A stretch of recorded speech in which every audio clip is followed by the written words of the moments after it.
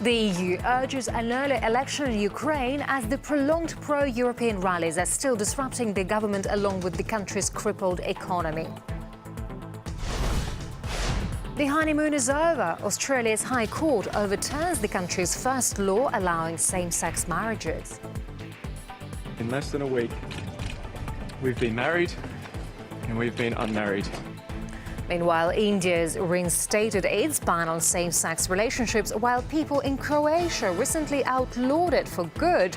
We'll look at setbacks for gay rights in different countries. And medics say at least 17 civilians have fallen victim to a US drone strike in Yemen, which many warn only boosts sympathy for Al-Qaeda terrorists in the region.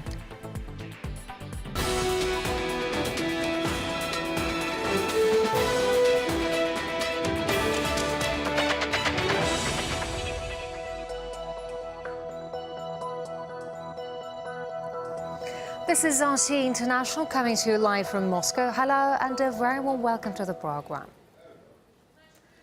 Members of the European Parliament are urging an early election in Ukraine in a bid to end the crisis that's been gripping the country. MEPs have also called for a new mediation mission at the highest level to establish dialogue between Ukraine's government and what they called a democratic opposition. These statements come as a Ukrainian delegation is in Brussels aiming to discuss a new roadmap towards a possible trade deal. While in Kiev, anti-government protesters continue to defy the authorities, blocking the city centre with barricades and forcing a halt to the work of government institutions. And as RT's Alexei Yarashevsky reports, it's not only causing chaos in the streets, but is also taking a toll on the country's already faltering economy.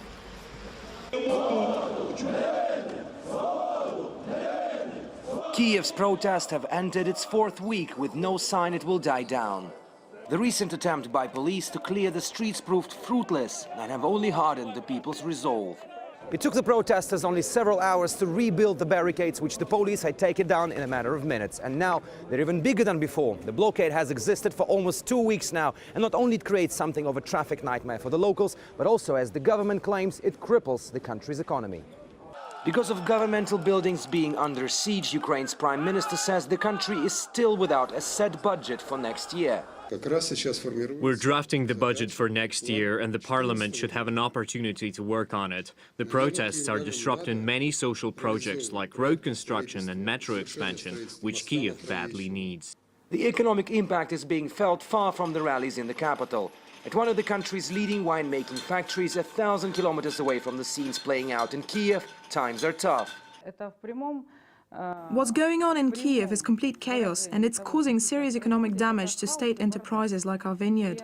Our export license has expired because work in the public offices in the capital was disrupted by the protest. We were unable to export 5 trucks of wine to Russia and lost 250,000 euros. And now our contract with Russian importers for the next year is up in the air because they doubt our reliability. And that's happening to a country already on the verge of economic collapse, with an external debt of $136 billion and what is widely seen by economists as a pre-default level. Standard & Poor's have recently warned if the violence continues, they'll need to lower Ukraine's credit rating even further. Unless the country gets a large injection of cash from somebody over the next 6 months at the latest, maybe even sooner, then they will default. Fearing Ukraine's economy would not survive the unrest, Ukrainians rushed to the banks, buying foreign currency and closing their accounts. In November, foreign currency reserves experienced a deficit of almost 800 million euro, the second highest figure in the country's history. There is a clear increase in demand for foreign currency, which definitely does not add into financial stability of the country. Foreign exchange reserves are going to disappear very quickly. Meaning that hryvnia might devalue. People basically are trying to close their deposits with commercial banks, which also put significant risks on the commercial banking system in the country. Revolution, down with the government, Yanukovych to prison. That's what we've been hearing at the Kiev protests for weeks. But a possible default or economic collapse is not the talk of the town behind the barricades. Alexei Rashevsky, RT, reporting from Kiev in Ukraine. Also, the leaders of Ukraine's opposition have agreed to meet President Yanukovych. And Rainer Rapp, he's the editor-in-chief of the Junge Welt newspaper, says the EU is simply fueling the divide even further. This is only a tactic to further increase the tensions, and because I fear that the EU and behind it NATO have tasted the blood and they want the whole thing. I think they want Ukraine back in the Western fold as it was after the Orange Revolution. Which European government would agree to any snap election? Did we have snap elections in Greece, in Spain, in Ireland, where hundreds of thousands of people went on the street demonstrating against the taxpayers' money being squandered on banksters? No, we don't. These demonstrations were played down in our media, and at home they were tear-gassed away or clubbed away. And of course, we're closely following the situation in Kiev. On our website, we've got a live timeline of the events surrounding Ukraine. Head to rt.com for the very latest.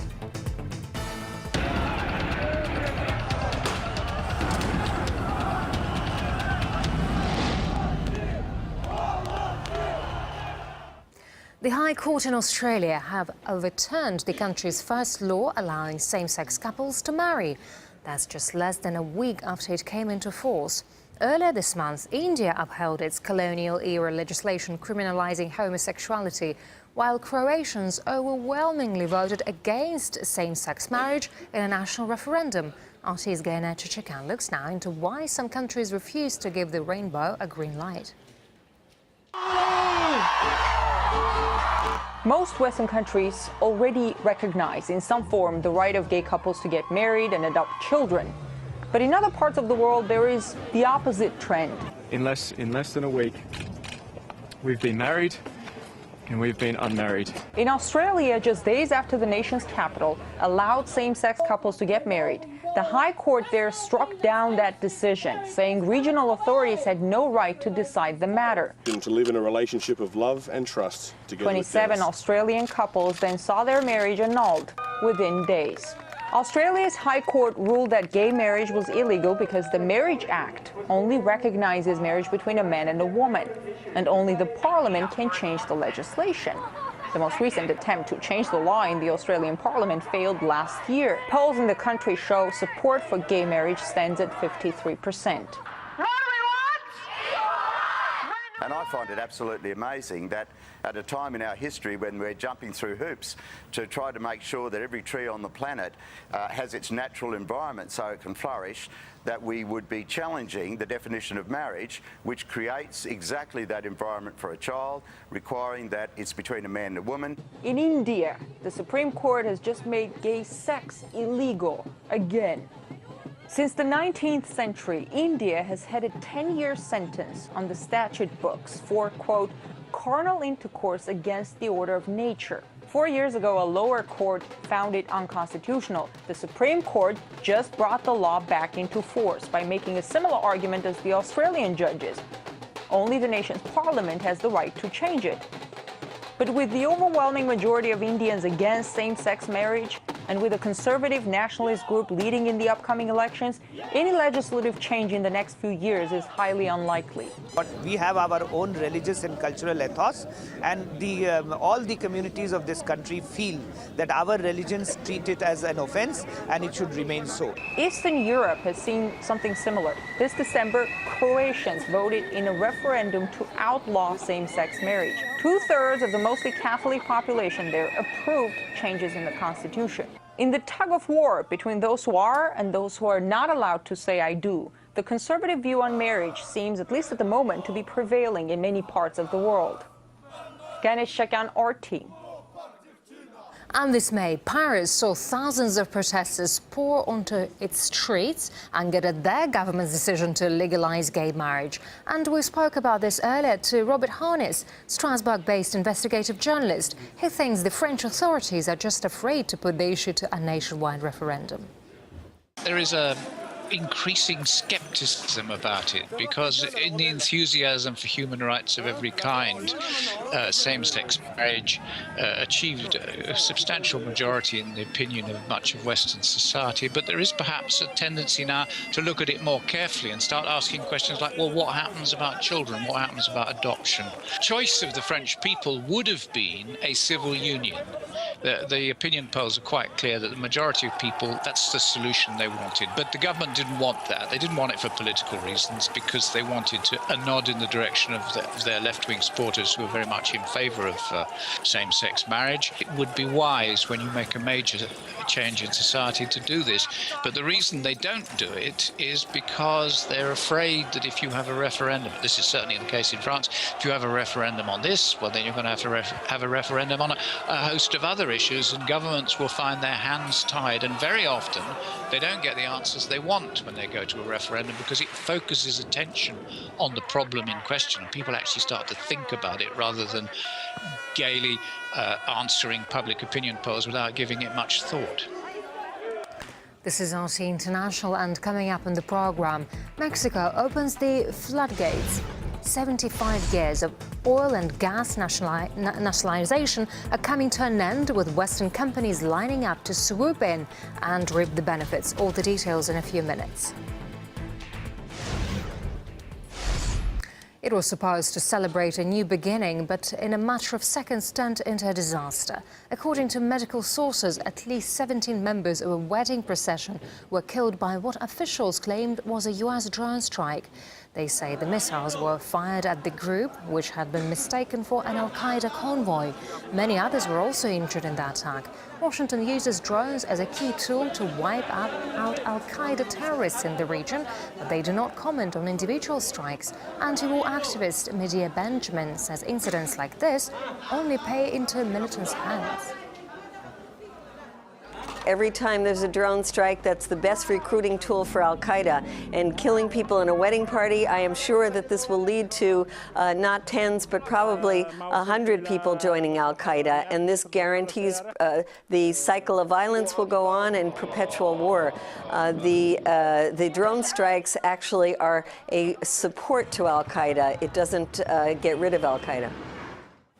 Every month, more innocent lives are being lost in what the American administration insists are precision strikes. Unmanned aircraft in Pakistan, Yemen and Somalia are thought to have killed more than 1,000 civilians in just over a decade. That figure doesn't include Afghanistan and Iraq, where drone attacks happen on a regular basis, but no casualty statistics are available. Despite America's operations, Al-Qaeda remains active in the Arabian Peninsula, but anti-drone activist Leah Bolger believes the drone strikes will go on anyway.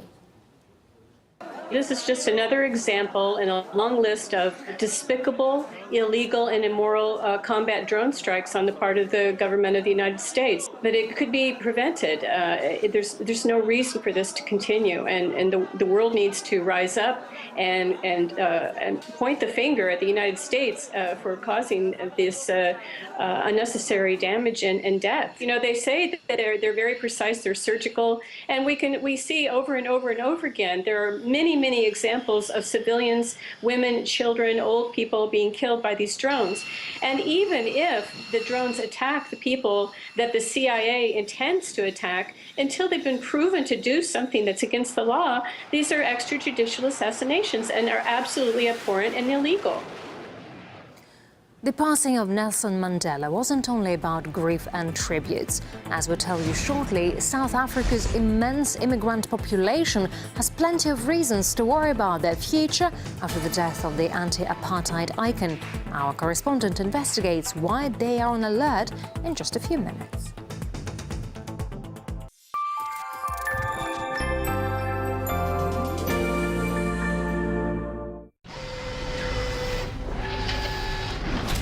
Welcome to the future. Science, technology, innovation. All the latest developments from around Russia. We've got the future covered. Wealthy British scion Zach Rhodes, investment activist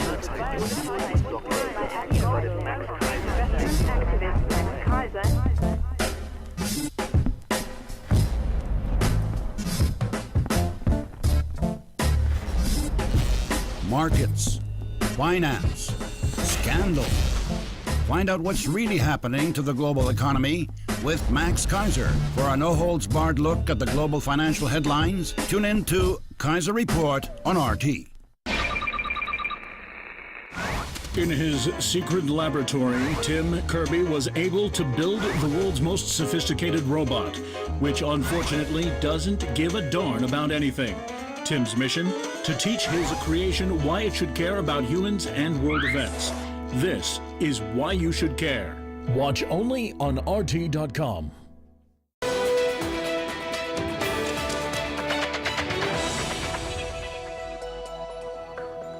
You're watching RT International. Welcome back. There's uproar in Mexico over the government's decision to open the country's oil and gas sector to private investment for the first time in 75 years. Some fear it means selling the nation's riches to foreigners. The law will allow Western companies to tap into Mexico's fossil fuel deposits and pocket the profits. The country's oil and gas output has been waning in recent years, and authorities say the move's designed to revitalize the industry. Vast reserves are believed to lie in the Gulf of Mexico, which the government cannot afford to develop. But the opposition is accusing the president of giving in to American pressure, as RT's Nicholas Sanchez-O'Donovan now reports. We have to say it was one of the most chaotic moments ever seen in the history of Mexican politics. Outside the barricaded building, hundreds of protesters rallied against the reform, and inside, the picture wasn't really so much different. Now the PRD and the Morena movement, both left-wing movements, have called for a massive rally on Sunday. Regarding the content of the reform, well, it basically means that the government is now allowed to give private companies contracts and licenses to explore and drill the oil and gas in Mexico, deals that until now, well, obviously were prohibited under Mexico's constitution. Opponents to the reform say they fear that big corporations, especially from the US, will have complete domination over Mexico's natural resources. And the truth is that it can be a very big deal, actually, for the US. We can't forget that Mexico remains one of the top 5 crude exporters to their northern neighbours, shipping over 1 million barrels a day. This energy reform also modifies 3 points of the Mexican constitution. Therefore, it now has to be approved by a minimum of 17 local governments. This step is really only a formality, and groups on the left think that the measure is so big that it should have been subjected to a national referendum. And one analyst told us Western energy giants are celebrating victory as Mexico will be selling its resources to them at bargain price. We are seeing natural resources being stolen by businessmen with the government's help. We see high-flying politicians provide companies with all the legal assistance they can, so the companies end up owning resources that should be controlled by the state. Businesses even get control over employees' rights, and it's clear that these rights will then be violated. These proposals are then put before Congress, which passes them, while some of the most unpopular measures get included as reforms at a later date. I can't imagine that any of these lawmakers then go on to work for oil companies after their mandate expires. That's what is happening with the system, where the public sector sets up the private sector. The state starts to sell off bit by bit, especially now in times of crisis, and they sell it all cheap. 4 former bank bosses in Iceland have been jailed for financial fraud. They were accused of hiding the fact a Qatari investor brought into the firm with money lent illegally by the bank itself. It went bust in 2008, helping to cripple Iceland's economy. Let's now cross live to RT's financial analyst Max Kaiser for more insight. Mr. Max Kaiser, welcome to RT. So what are the broader ramifications of this case? Well, I think you have to understand that in this crime that was committed in Iceland with the participation of the government in Qatar, you have a classic Ponzi scheme where the bank was lending money to Qatar, and Qatar was buying shares in banks like Kaupthing Bank in Iceland to artificially inflate the price of the stock of the bank, and then they would use that artificially high bank stock price to make loans, to make acquisitions. And then when the bubble burst, it all came down. And of course, there was a crime committed, and the Icelandic government is now prosecuting for that financial fraud. But what's interesting is that if you look at what's happening in the UK right now at HSBC, Barclays, Lloyds, or Royal Bank of Scotland in particular, they're participating in exactly the same fraud with the help and participation of the Bank of England. It's a program called quantitative easing, where the central bank loans the commercial banks to buy stock or bonds, in this case, in the central bank. So they are doing the exact same thing that in Iceland is a crime. I think because Iceland, Russia, Iran, and China are all banking systems that are outside of the control of the Federal Reserve Bank in America or the Bank of England in the UK. They are free to prosecute financial crimes. We don't have that freedom in the UK because the bankers are protected by the Bank of International Settlements in Switzerland, the Federal Reserve in New York, who collude on a global basis to line the pockets of the criminals, in this case, the bankers in the UK and America. And of course, the economies are suffering catastrophically as a result of this. Poverty is on the rise, and living standards in the UK are crashing worse than they have ever crashed going back to Victorian times. Any chance other high-flying financial scammers will now find themselves in the dock on similar charges then? Well, like I was alluding to there a moment ago, the banking zones outside of Russia, Iran, China, and Iceland are all pretty much controlled by what's called or known as the Rothschild influence. The Rothschilds, of course, and their family really owns the central banks in America and the Bank of England. But China, Russia, Iran, and Iceland don't have to answer to the Rothschilds, so they're free to prosecute what I call these financial terrorists. To what extent should governments control institutions, financial institutions and their deals then? Well, governments are completely co-opted by the bankers. So the UK government, for example, has been co-opted by Barclays, and Royal Bank of Scotland in particular was just caught targeting small businesses for death, where they were setting small businesses up to fail so that one of their affiliates could swoop in and buy assets for pennies on the dollar. So RBS is acting as what I call a financial terrorist with the full cooperation of David Cameron, George Osborne, and Mark Carney, the head of the Bank of England. So they are fully engaged in the confiscation of wealth using what I call financial apartheid and other tricks to essentially steal wealth from the vast majority for the benefit of a very few on the inside, a coterie of bankers who work globally, but not in Iceland. Iceland had the courage to do what we've seen in some other territories by prosecuting bankers. In Vietnam recently, a banker caught committing financial crimes was executed. Now, there needs to be a deterrent against financial fraud of this magnitude. Capital punishment seems maybe to be a good idea if it will deter bankers from committing acts of financial terrorism. In America, capital punishment is legal. I say use it to go after the really bad guys, the people on Wall Street, the people at the central bank. Stop killing poor black kids in Texas because you don't like the way they look under capital punishment laws, and go after the white guys on Wall Street who are committing genuine acts of financial terrorism. They've got capital punishment. Use it. Use it to better society, not just kill poor kids down south. All right, we got your point, Max. Max Kaiser, financial analyst and host of the Kaiser Report. Many thanks indeed. We appreciate it. And on our website for you, signs of medieval-style strife at the helm of North Korea. Kim Jong-un's uncle is put to death within hours after Pyongyang orders his execution. Head online for why the nation's second most powerful man was given the death sentence, along with other clues to the case. And you don't often see snowmen on the streets of Jerusalem, but less than 2 weeks before Christmas, Mother Nature completely changed the face of the holy city and gave locals plenty to cheer about. See it for yourself at rt.com/invision. The Spanish government has vowed to block an independence referendum in northeastern Catalonia. Local separatist parties have already agreed on the wording and set the date for November next year. But Madrid says any debates on the issue are out of the question. And Elisenda Palisi, an economist from Barcelona University, says Spain can't stop Catalonians from choosing independence. They have to show how are they going to prevent a vote from happening. What are they going to do? They are going to send us the police in the electoral polls. It's up to them to show what kind of democracy they support. First of all, Catalans are a people, are a nation, a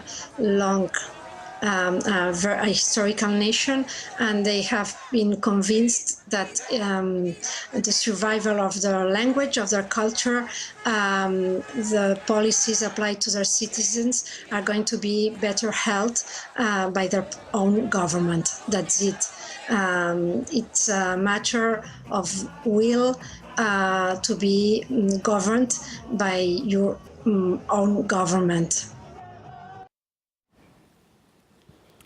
In his lifetime, Nelson Mandela managed to break down society's divisions and smash apartheid in South Africa. He stood with open arms, welcoming refugees from far and wide who saw him as a father figure. But without him to protect them, many feared they'll no longer be welcome. Artist Paula Slier now reports.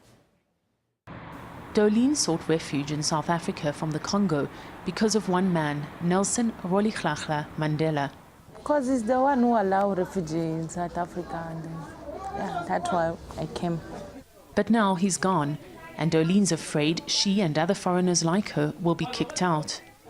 I think that they will chase all foreigners because they don't want foreigners here. They are complaining that foreigners are taking their jobs. Millions of Africans have fled their troubled countries in search of a better life in South Africa.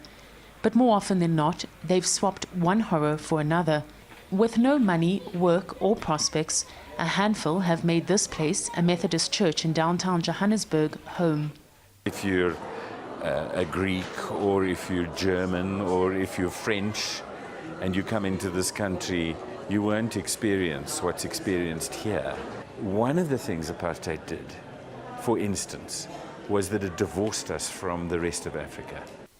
Raphael Kayembe is struggling to support his wife and 5 children. In a brutal attack, she was beaten so badly she miscarried. He was left for dead. Their crime, being foreigners in a strange land. I've beaten where I felt, and when my wife came, I wake up, she poured water on me, blood on her. In South Africa, prejudices run deep. Not only are African foreigners accused of taking jobs away from locals, they're also held responsible for accelerating crime. So people they were saying, when Mandela gonna date, you're going to chase all of you foreigners. You're going to get out from South Africa. Going home, though, is not an option. Political instability, acute poverty, and violence awaits them. For 12 long months, Dolene has been too afraid to step foot outside this church. And now, with Mandela gone, she's more afraid than ever. He used to say something about the foreigners, but now he's not there. No one will talk about the foreigners. As night falls, these doors close, providing refuge to a people seeking sanctuary in a country that doesn't want them. Paula Slier, RT, Johannesburg, South Africa. Up next on RT International is Crosstalk with Peter Lavelle.